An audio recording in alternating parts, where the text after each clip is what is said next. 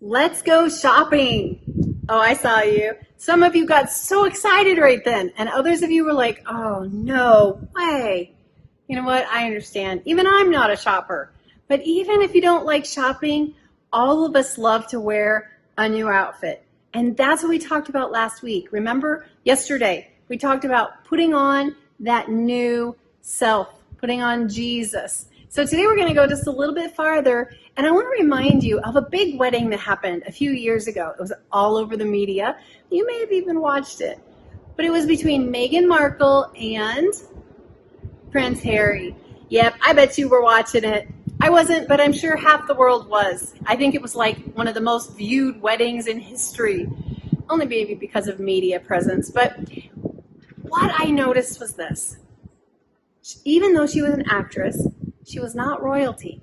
But the moment Prince Harry chose her and they got married, all that changed. Right? She's royalty now. Meghan Markle is not Meghan Markle, and she's royalty. So let's look at verse 12. And it says, since God chose you, since God chose me, to be the holy people he loved.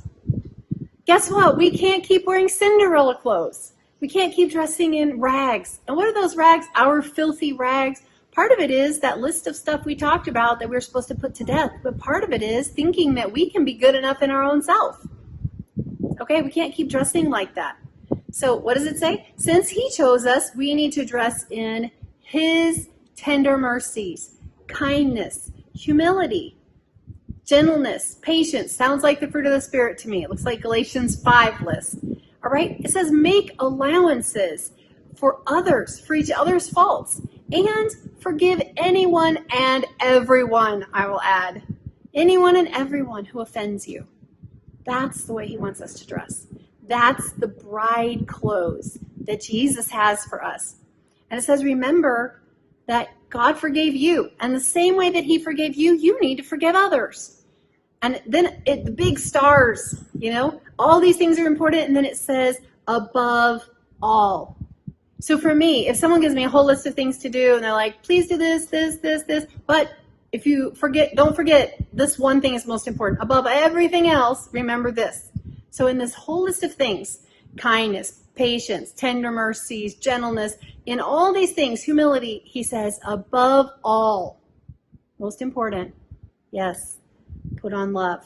Clothe yourselves in love. And the Amplified says, beyond all these things, put on and wrap yourself up in unselfish love. You know what unselfish love is? It says, I love you more than I love myself. I care more about what you need than getting my way.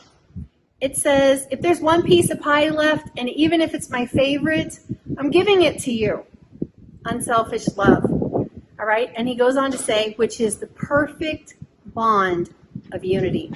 So have you ever wondered, what is that perfect bond? What is that magical thing that holds us all together? Well, you know what? There's nothing magical about it, but there's something very unselfish about it.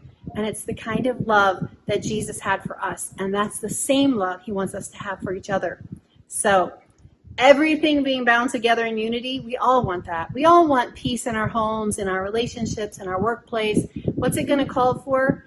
It's going to call for us having unselfish love. So going the second mile. God chose you. He chose you. And you need to dress like it.